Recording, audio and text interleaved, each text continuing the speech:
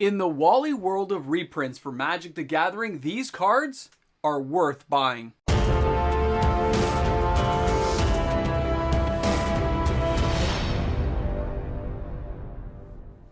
Well, we're back, and I hope everyone's having a fantastic day so far.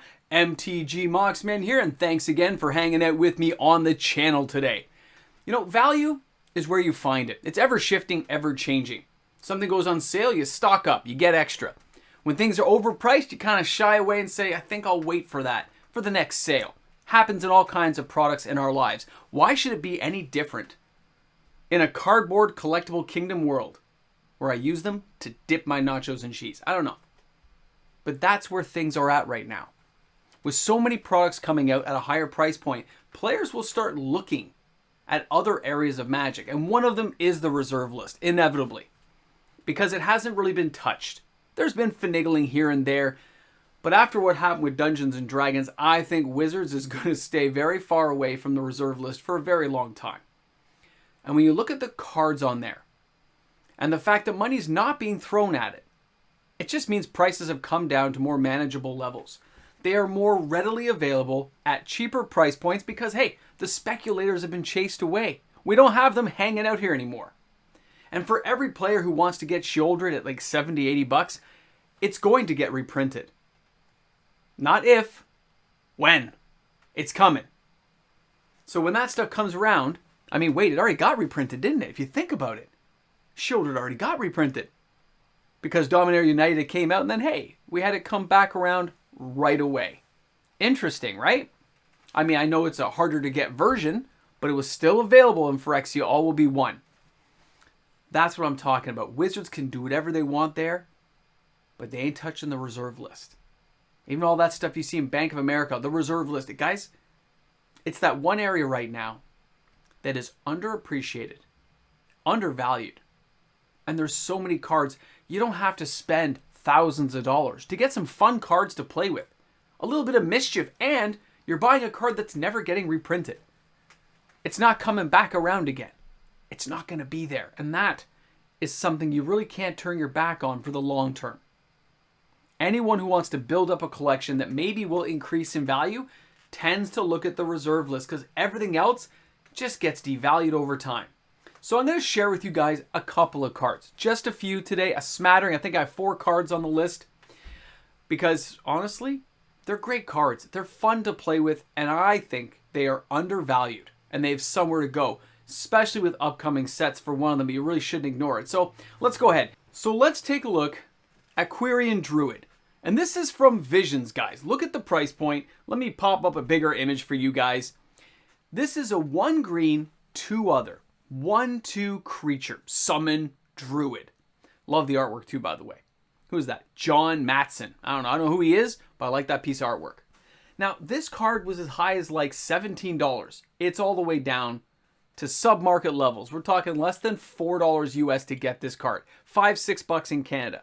Now, it's a 1/2 creature. It's very weak in physical terms, but let's look what it does.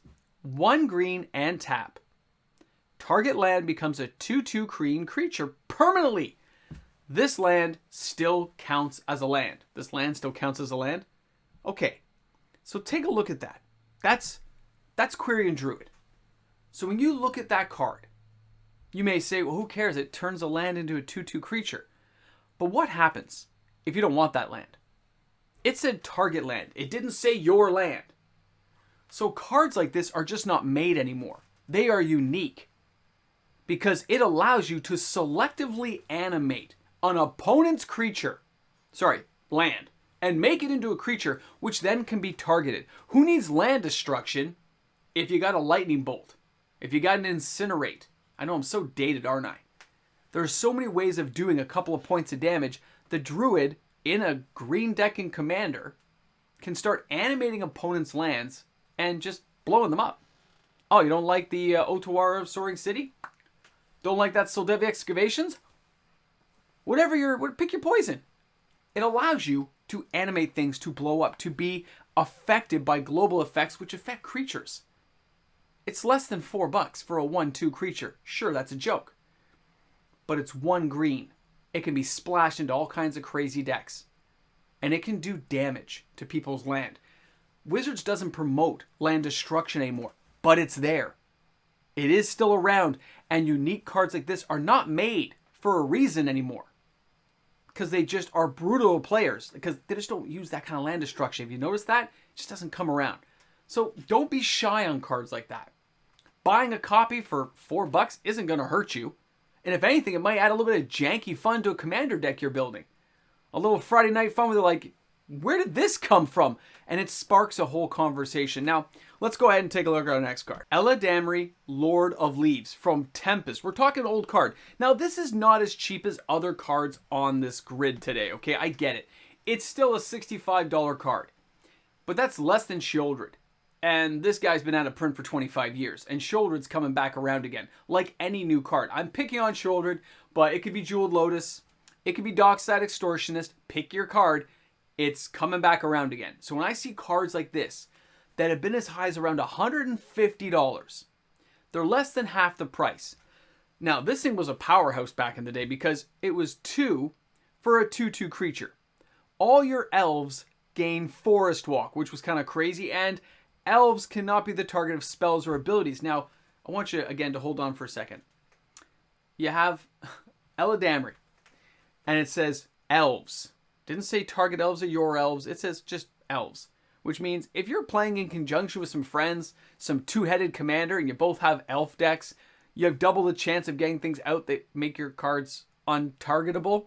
That can be a lot of fun, okay? A real blast from the past. Cards like this just scream at me saying, yeah, I remember you. I remember having a good time with you. And that can't be, like, cards like this are not made anymore. Like, they're just not made for a reason. A card back like this in the day was a super crazy card, okay? Because 2 for 2/2 was already pretty nuts. That's like a grizzly bear, right? We're getting the bears in green. The bears. And then I look at this card and I go, this thing gave Forest Walk and made some elves can't be targeted. 2 extra passive abilities. That's insane. That's insane, and that's why we don't see it nowadays. What elf commander deck doesn't want to have that in it? Doesn't want to have a little bit of extra fun. This is what we're talking about. When I talk about having fun, getting a card at a good deal that you know has been a lot higher, and looking back on the history of the game and knowing that this card's not coming back around. There may be things similar, but it won't be the same. And that is just one of those things, when you see a deal, when you find a bargain like that, I would not pass it up. And in the past, I haven't. This card, the cards I'm showing you are cards I think have good value, good playability, and they just are cards that might have play for you in a deck you're building, or as a trading up card later if you want to step into higher levels of power. That's how I see this stuff. Now, here we have Sliver Queen, and unlike some of the other cards, this is an expensive card, and I wanted to point it out because look at the card and look where it is. This card has been as high as $700 US. Right now, the market has it at around $288. But unlike some of the other cards on this list, Commander Masters is going to have a Sliver Commander deck. And of course, the Sliver Queen will not be in it. Any player who's never been exposed to slivers will now discover them. They will now see these and be able to build it and augment it and change it out with slivers that are not included in the Commander deck. And of course, one of them is going to be Sliver Queen. One of each color, a 7/7, counts as a sliver, and it makes slivers for 2 colorless. What else are you going to spend your mana on in a sliver deck? But of course, making more slivers. This card is expensive, but it's also an iconic piece of Magic history. Slivers are loved. They are a powerhouse when you put them together and build the right deck. And a lot of players have fun trying to make that happen. Trying to make that experience in their deck that much cooler. And that card's going to be there. The Sliver Queen from Stronghold's not coming around. It hasn't been this low like forever. But if you looked at that first part of the image I showed you of the actual sales listings, it's had a spike already. It's already been trending up. And the sales will probably reach out this weekend, and it's going to be on the Hot 10. For the Reserve List Hot 10, I expect to see it there. I've already checked in with a couple of stores and preliminary numbers. It's going up. People are buying it. I remember telling people to buy it at $180 just a few months ago when it was dipping down for moderate to heavily played copies. I'm like, get it now while you can. It's not too late, It's still going to be available, but it's going to go up. And players will notice it. They will discover it. Because they may have never played with slivers before. And that's what I'm talking about. That experience, that value for a card. It doesn't exist in the more modern cards. You can get Hive Lord, great card.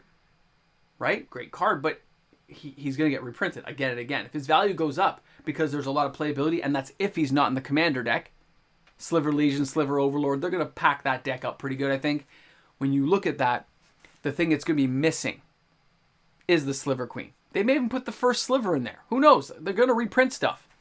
You got to remember that, but not the Sliver Queen. Now, imagine they do a Sliver King. I know people were talking about that. Sliver King. Maybe. We'll see. Let's go ahead and take a look at our last card, and that is Didgeridoo, and that's from Homelands. This card, for the longest time, nobody cared. Tribal didn't really extend past, elves and goblins back in the day. It just didn't go anywhere. And then eventually, Wizards started branching out and giving us better and better cards and better tribal decks, and you got to build out with it, and this card started to get some attention because a few new Minotaurs started showing up. And this card is a 1 generic. 3 to use it, and you can use it as many times as you want. You can use it on opponent's turns, your turns, whenever you feel like it. And it says, take a Minotaur from your hand and put it directly into play as though it were summoned. That already is pretty good. But there was nothing to go with it. Then we started getting better cards. You started getting things like Morag, the Fury of Akram, right? This is from Zendikar Rising. This is a 6 casting cost Minotaur, but you could do it on their turn, and you only have to pay 3. Remember that, guy. It's broken. Now it says, each creature you control gets +1/+0 for each time it has attacked this turn. Well, that's kind of weird, right? But look at the ability of Landfall. Whenever a land enters the battlefield under your control, if it's your main phase, there's an additional combat phase. Think about how you can set that up with other landfall abilities, other landfall triggers. This is just one of those cards that is broken, and there's a reason. There's a reason Wizards doesn't make them this way. They know it. They don't care anymore, but they're not going to repeat the mistake. They know that card is broken. They just haven't done anything with it. And there are people who buy this card and enjoy it, but when you're looking for value for dollar, less than $20, you're telling me that's not worth it? Maybe you don't like Minotaurs, Minotaur, however you want to pronounce it. Choose it. Ketchup, catsup, whatever. However you want to get that bullhead out there, it's pretty cool. It's an amazing card. For less than $20, really? That's for a near mint copy. You can find on TCG Player, using my affiliate link in the description of all my videos. Got to shill for myself, so I got to help pay for things. When you use those kind of cards and you find that you can get a Didgeridoo for $8 on TCG Player, moderately played, $7. Really? It's like the price of a Starbucks coffee. It's value for dollar. What could happen 2 years, 5 years, 7 years from now? Nobody knows. But that coffee would have gone right through your system, and you can still own the Didgeridoo, the Sliver Queen. You can still own the Quirion Druid. These cards will still be in your collection. Accumulating time and power levels based on new cards coming out. And that's just something that's there for the reserve list. Wizards knows it. Players hate it, love it. However you fall on that battlefield, it's there. And we're still dealing with it to this day. So cards like that are broken. They're not coming back around. And that's the reason why. The Sliver Queen can make slivers. On the end of a turn, pump out tons of slivers. They basically have haste because you're doing it on their turn. And crazy stuff, guys. Anyway, these are just a few cards I wanted to share with you. There's lots more. Put them down in the comments section. Cards you think are undervalued. Share that opinion with everyone. There's lots of cards. They don't even have to be reserve list cards. There's lots of underrated cards out there. I just thought we'd share some today because eventually the market's going to catch up with these new higher prices when players look for value in other ways. Thanks for being here, guys. Thanks for hanging out with the Moxman today and allowing me to entertain you each and every day. I can't wait for tomorrow's video. Let's have a good time. I'll see you guys later. And of course, guys, what would this video be without a thank you to the fantastic patrons of the Moxman supporting my channel each and every day. Thanks for being here. Thanks for supporting me. Can't wait to see you guys on the live stream on Sunday. You guys rock. Patrons!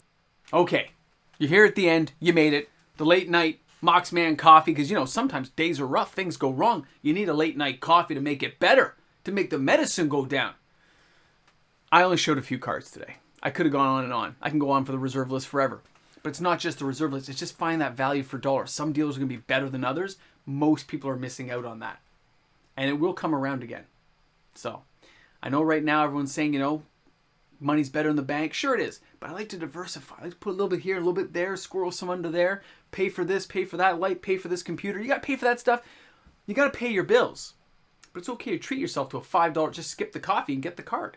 That's what I'm talking about. Anyway, thanks for being here. Thanks for hanging out. Do a little jig, and I'll see you guys tomorrow. Yeah, we're going to walk off screen.